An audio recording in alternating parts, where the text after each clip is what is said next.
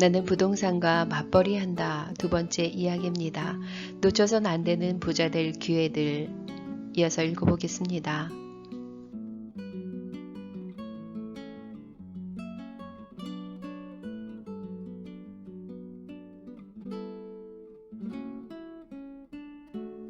안녕하세요. 책 읽고 오늘보다 나은 내일을 바라는 책바라기입니다.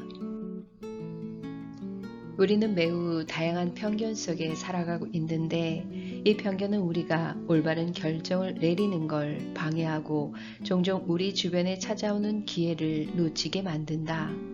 대학생 시절 지인이 내게 청약 통장 가입을 권유했다.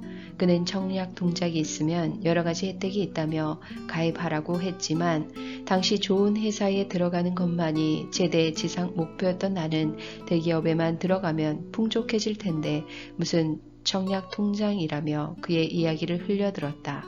시기적으로도 온 나라가 부동산 투기꾼 때문에 서민들이 죽는다고 떠들썩하던 때라 나는 부동산 투기에 대해서는 절대적으로 부정적인 입장이었다.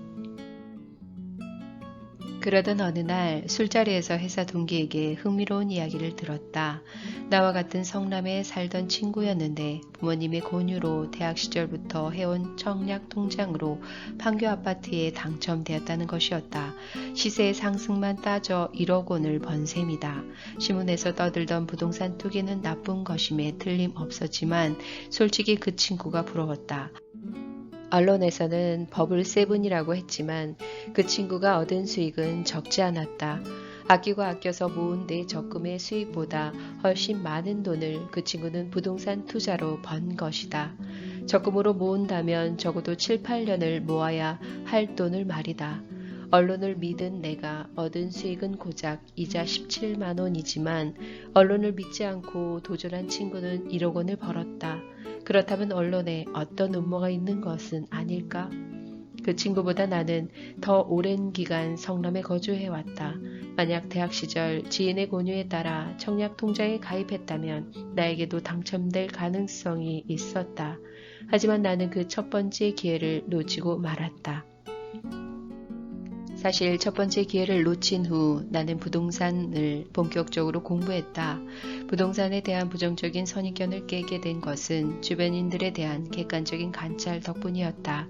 살면서 적금이나 펀드로 부자가 되었다는 사람들의 이야기는 거의 듣지 못했으나 주변에 알려진 부자들은 대부분 부동산 투자로 부를 축적한 이들이었다. 전셋집을 구하면서 나는 그 얼마 되지 않은 전세금을 지키기 위해 주택 임대차 보호법을 공부했고 등기부 등본까지 떼며 열심히 다했다. 그런데 집을 계약하던 날 이상한 일이 벌어졌다.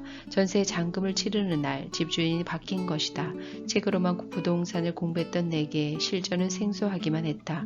나는 대출까지 받아 어렵게 마련한 7천만 원을 전세금으로 주었는데 새로운 집주인은 고작 3천만 원으로 이 집 등기부 등본에 자기 이름 석자를 새긴 것이다. 7천만 원으로는 나는 집을 사용할 권리를 얻었고 집주인은 3천만 원으로 집을 소유할 권리를 가졌다. 그리고 딱 1년 뒤 나는 내가 두 번째 기회를 놓쳤다는 사실을 깨닫게 되었다. 전국은 부동산 재개발 열풍으로 떠들썩했고 내가 살고 있는 강명의 집값은 1억 원에서 순식간에 2억 원 이상으로 뛰었다. 내 전세금은 그대로인데 집주인은 3천만 원으로 1억 원의 시세 차익을 얻은 것이다. 저축은행 적금과는 비교가 안 되는 재테크였다. 그 시절 강남을 중심으로 부동산 폭등이 있었던 터라 나도 좋은 위치에 내 집을 마련하는 것이 최고의 재테크라고 여겼다. 그런데 늘 강남 분당에 있는 집만 보고 있었기에 내가 살고 있는 지역, 그것도 아파트가 아닌 빌라에 이런 일이 있을 거라곤 미처 생각지 못한 것이다. 투자의 패러다임은 계속 바뀌는데 나는 계속 뒷북만 치고 있었던 것이다. 그것이 내가 날린 두 번째 기회였다. 그러던 어느 날 퇴근길에 한 부동산의 매물 정보를 보고 나는 깜짝 놀랐다. 천안의 한 아파트였는데 당시 매매가가 6,300만 원인데 보증금 1,000만 원에 월세 40만 원이었다. 계산해보니 9%의 수익률이 가능했다. 그 당시 가장 높은 금리를 제공하는 저축은행을 찾아 서울까지 가서 적금을 들어도 6.5%인데 거기에 9%짜리 적금 상품이 있는 셈이었다. 아마 이런 저축은행이 있다면 사람들이 엄청 몰려들었을 것이다. 하지만 그때까지만 해도 내 명의의 부동산을 소유해 본 적이 없었던 나는 모든 것이 두려웠다. 방송이나 여러 언론에서 버블 세븐이니 뭐니 하며 곧 부동산 거품이 터질 거라는 이야기를 연일 내보내던 때였다. 그러한 여론에 따라 이미 2번의 기회를 놓쳤던 나였음에도 여전히 불안했다. 그렇게 주저하는 사이 천안 아파트는 다른 주인을 찾았다. 막상 팔렸다고 하니 아쉬웠다. 부동산 중개사무소 사장 말에 따르면 8월이고 피서철이라 유난히 싸게 나온 급매물이었다고 했다. 9%의 학정금리인 저축은행 적금 상품을 놓친 것이나 다름없었다. 중개사무소 사장은 내게 다시 6,800만 원짜리 물건을 권했다. 그래도 어디 사람 마음이 그런가. 지난주 같은 아파트 6,300만 원짜리를 놓쳤는데 같은 아파트 500만 원이나 더 주고 사라니 말이다. 그렇게 망설이는 사이 그 물건은 또 다른 주인에게로 가버렸다. 1개월 사이 그 천안 아파트 매매가는 또다시 올라 이제 7천만 원이 되었다. 우물쭈물하다가 또 놓친 수는 없었다. 만약 애초에 6,300만 원짜리 물건에 투자했다면 연 9%의 수익률을 보장하는 적금에 가입한 것이고 시세 차익으로 700만 원을 얻을 수도 있었다. 결국 7천만 원짜리 아파트를 매매하기로 결정했다. 당시 해당 아파트의 전세금이 5,500만 원이었으므로 만에 하나 잃는다 해도 1,500만 원을 잃을 것이라는 생각에서였다. 홈런은 아닐지라도 경험을 쌓는 측면에서 번트라도 되자는 심정이었다. 이 물건이 내가 처음 투자한 부동산이다. 내게 3번째 온 기회를 몇 번의 고민 끝에 잡은 것이다. 사실 이 투자의 장점 몇 가지는 평수가 40제곱미터 이하라서 취득세가 면제되었다는 점과 모기지론 신용보험 대출로 인해 방공제, 여기 방공제는 방마다 세입자가 들어올 것을 감안하여 금융기관에서 미리 대출 금액에서 대출 한도를 가감하는 행위를 받지 않아 대출을 많이 받을 수 있었다는 점이다. 사실 이런 부분은 국가나 은행에서 절대 챙겨주지 않는다.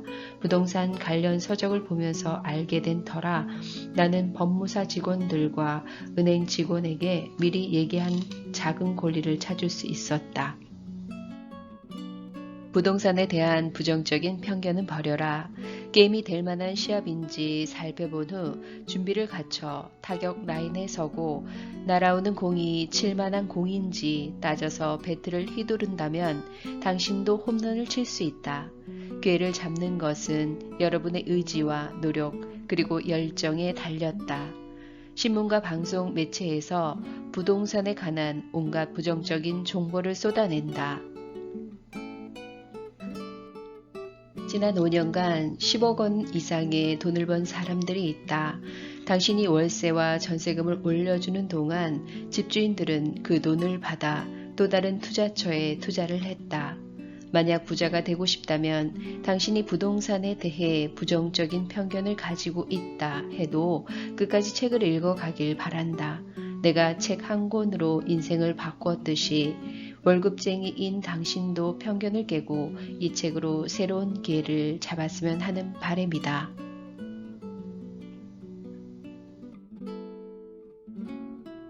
이상으로 책 읽고 오늘보다 나은 내일을 바라는 책바라기였습니다. 감사합니다.